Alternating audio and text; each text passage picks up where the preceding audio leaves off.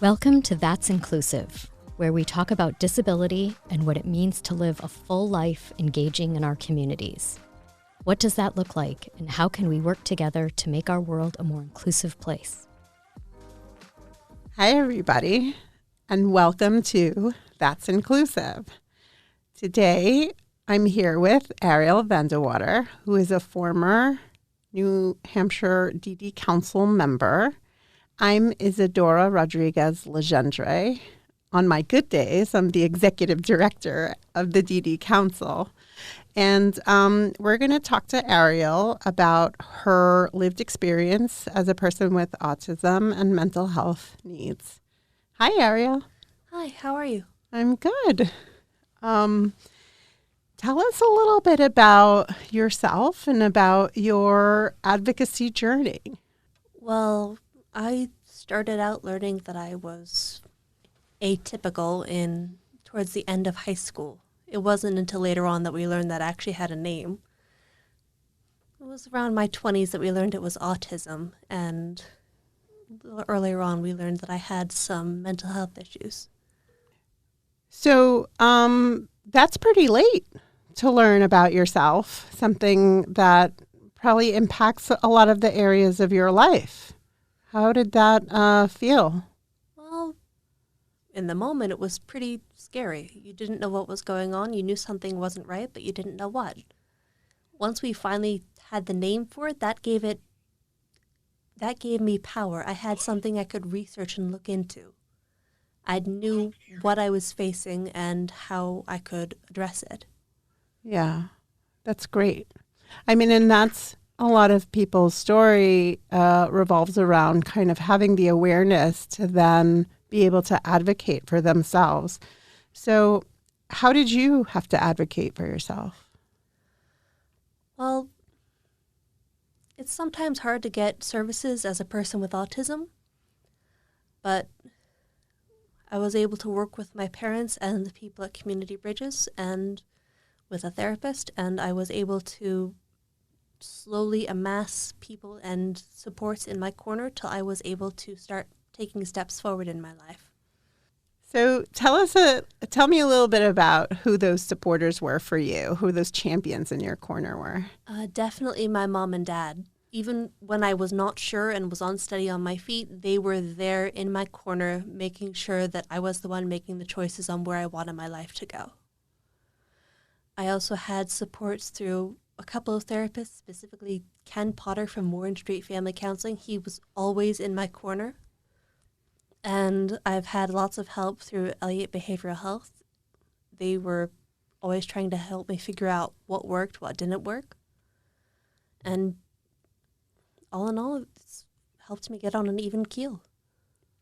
Yeah, that's great. So I had asked you before we started kind of what is a message that you would want people to take away as part of this podcast. So what is something you want people to know? There is hope. You can achieve success as you define it. It's going to take some trial and error. You're going to fall down a few times, but it's worth it in the end. I mean, heck, it took me till my 30s to really start getting in the groove of things, but I think I'm finally living a life I can be proud of. That's so fantastic. Tell us a little bit about what that life looks like today. I'm working full-time with a company that understands and not only understands what I'm going through, but appreciates the contributions I make. They're willing to give me more or less work to balance out what I can give at any given time. And it's great. That's fantastic. And you also had another excellent thing happen recently. What was that? I recently graduated from Southern New Hampshire University with a bachelor's degree in data analytics. I'm very proud of that. I've worked for a long time to get that one. That's great. And so what would your message be to people who need supports but who set goals for themselves? You've set a lot and accomplished a lot of goals in your life. I think people would want to know a little bit more. We can dig a little deeper in how you did that and what were the tools and strategies that you used to be able to accomplish those things? At the beginning, it was trial and error. I had a lot of A's and F's in my classes. Mm-hmm. I was slowly through that able to figure out what worked for me and what didn't work for me in studying, and I was able to build up that repertoire of skills and coping strategies. And as I developed later mental health issues, that also, I was able to use that slow learning and coping mechanisms, coping skill mechanisms. Mm-hmm. And I was able to use those to build up my arsenal of tools I had to work against what I was facing. And using those, I was able to make my life easier. Like, sometimes I would deal with psychosis. I learned that using a digital camera, I could, even without a SIM card, you could just take a photo. I could just take a photo, and whatever I was seeing in my eyes and my brain, it would not show up on the lens. It would not show up in the digital photo. And using that, I was able to slowly get more control over my visual experience. Mm-hmm. I mean, that seems like a very simple, but I mean, everyone has a phone on them nowadays, yeah. and almost every phone has a camera on it. It's a cool way to just, check your surroundings and make sure that you're doing okay, whatever that is. I think that's a great strategy. And I wonder if there is more you can tell me about how your mental health needs kind of impact your day-to-day life and how you've found supports to help you with that. Well, mental health is something you have to face every day. It's, depending on what you put in your corner, it can get easier. And there's going to be times you're in remission and it feels like everything's going well. That means everything you have working for you is working. Don't get rid of it. Mm-hmm. Just because things are going well, that means your supports are well in place and you're doing well. Don't get rid of the supports. Don't cut your legs out from under you once you have it on an even keel. Yeah. I mean, I've heard that so many times from people where, they're doing great. And so they may stop going to therapy or taking medication. And then they end up kind of going backwards in their experiences and having consequences of changing what you're saying. Don't change what's working, right? Exactly. Yeah. If you find something that works, stick with it. It's not going to hurt you to keep it on for an extra month or two beyond what you think is necessary. And just because something's in remission doesn't mean it's gone forever. I hate to say this, but it's a lot of times mental health it's a lifelong journey. Mm-hmm. But you've got this, honestly, and you can keep going. It may be tough, but I don't remember who said it, but if you're going through hell, keep going. You've got this. Yeah. Yeah. There's a light at the end of the tunnel, right? Absolutely. And the great thing about things like developmental disabilities or mental health needs is that you don't have to do it alone, right? You can build a team of supporters around you that get you, that understand what you need, and that really have your back. When you're not at your best, they can hold you up and help you walk through those fires, right? Absolutely. Yeah. Is there anything else that you want to talk about related to, as a person with lived experience of autism, how that impacts your daily life and how you would want other people to understand either what your needs are or how they can improve their experiences with the world? Well, it's hard to separate autism, mental health. Mm-hmm. It's all one person. Yeah. But the skills I've learned that helped me with autism also helped me with other things. Like, social learning doesn't come naturally to me. I wouldn't automatically know the person with the nice handbag and the candy does not want to come say hi to me. Mm-hmm. So You learn. You take things from a basic level of, I don't know this, and you're like, what's there to learn? There's times I catch on to social cues nowadays faster than people that are defined as neurotypical. Mm-hmm. And that's practice. Yeah, that's great. That's a great message too, is that, for anyone, right, you can't automatically understand everything. Just because it doesn't come naturally doesn't mean you won't get it eventually. You can learn anything. You just have to put your mind to it and use what strategies work for you. If flashcards are your thing, make flashcards with social examples. Yeah. If you learn best from auditorially, there are lots of audiobooks. Yeah. Yeah, and I think something that you said that's so important is that it's a practice, right? And I think about things like meditation and Tai Chi. Those are things I know that are talked about as a practice, right? So it goes for anything else too, right? So how do you practice? Well, I put myself out there in social situations. I play Dungeons & Dragons with my friends. That puts me in a social tabletop role-playing game, and I use that to practice social engagement. I go out and I'll sit at a coffee shop and I'll listen to people, see how they're conversing.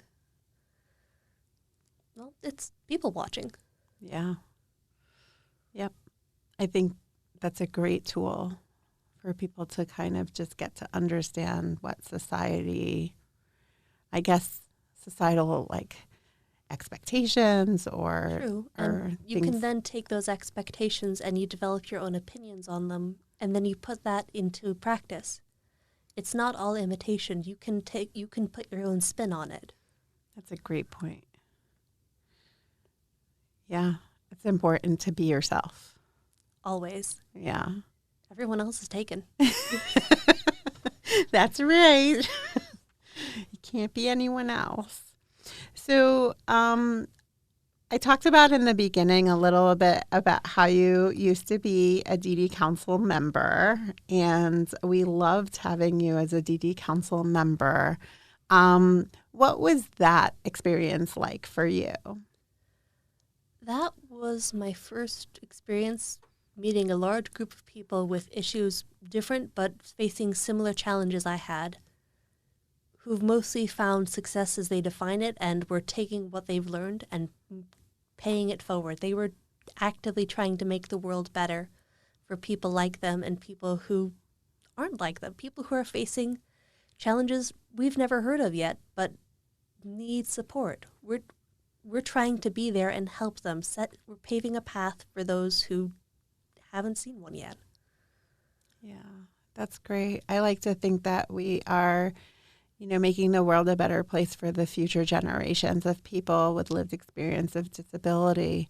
And so that really, it really speaks to me, the way you just talked about your service on the DD Council. And what were some of the highlights, if you will, of serving on the DD Council? I definitely liked helping out at events.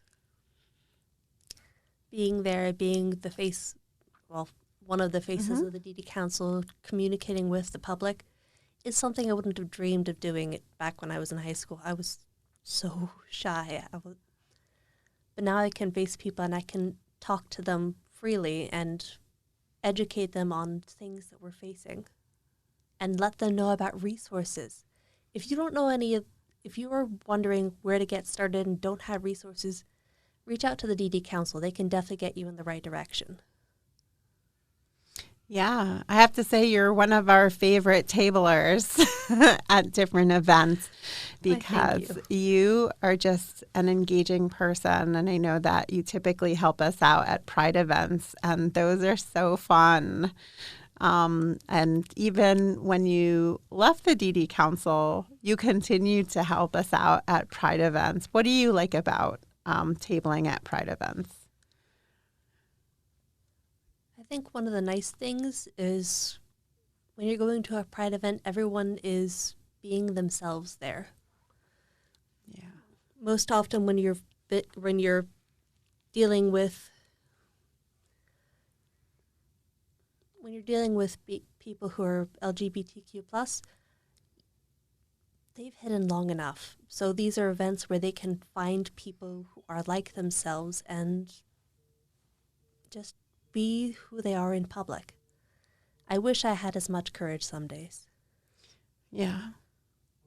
Yeah. I think it's important, and we're talking a lot about intersectionality.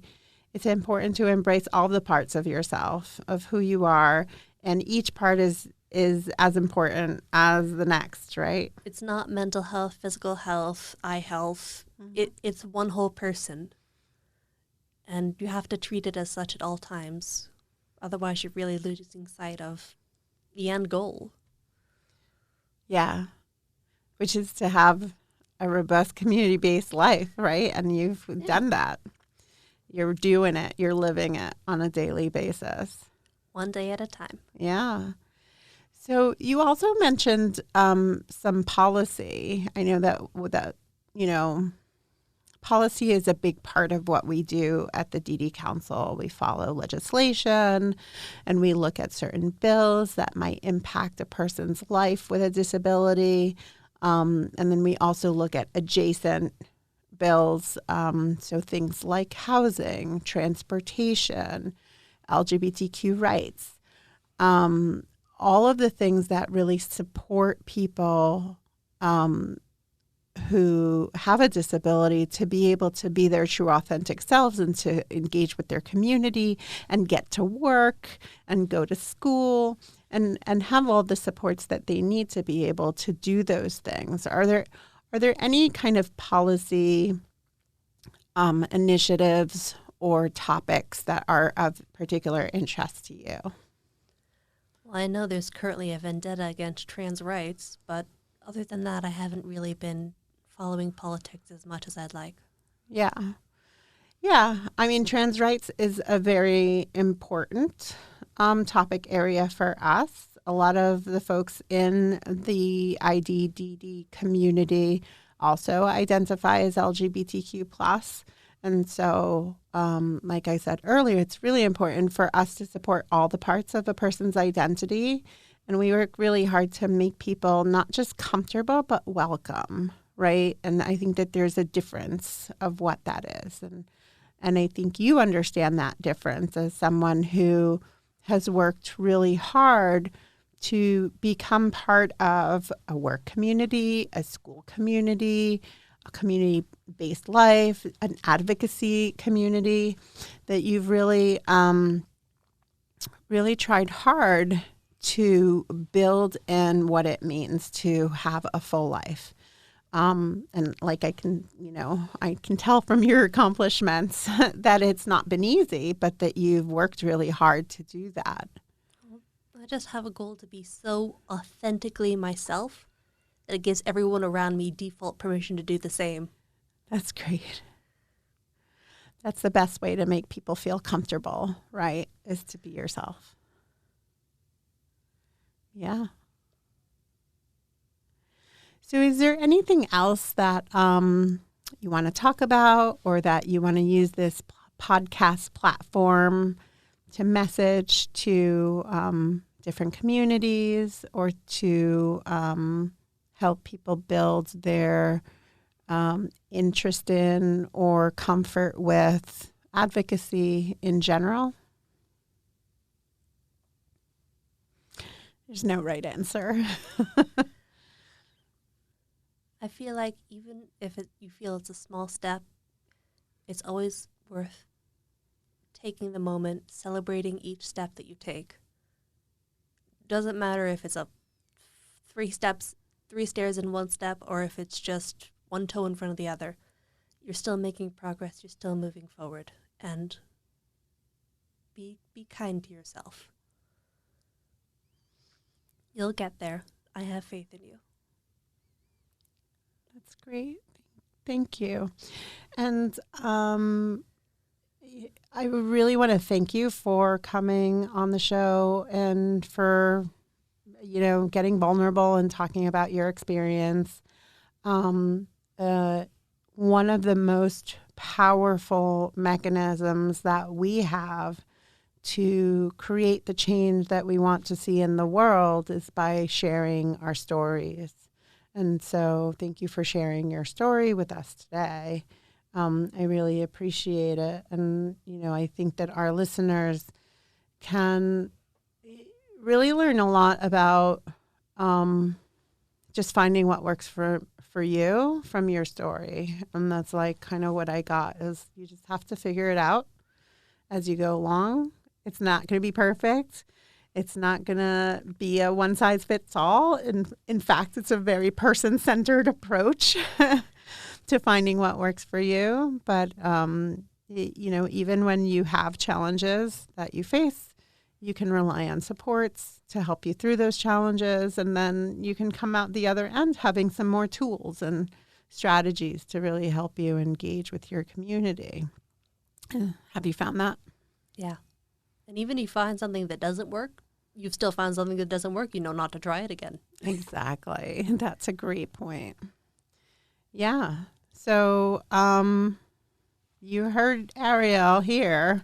If you're interested in learning more about advocacy, learning more about the DD Council, or learning more about how we support individuals with co-occurring disabilities or multiple experiences or multiple identities, give us a call and come check us out or find us at a Pride event and you can have a really good time while you learn something about what we do. And with that, I just want to thank everyone for joining us today. And I hope that you tune into our future podcasts.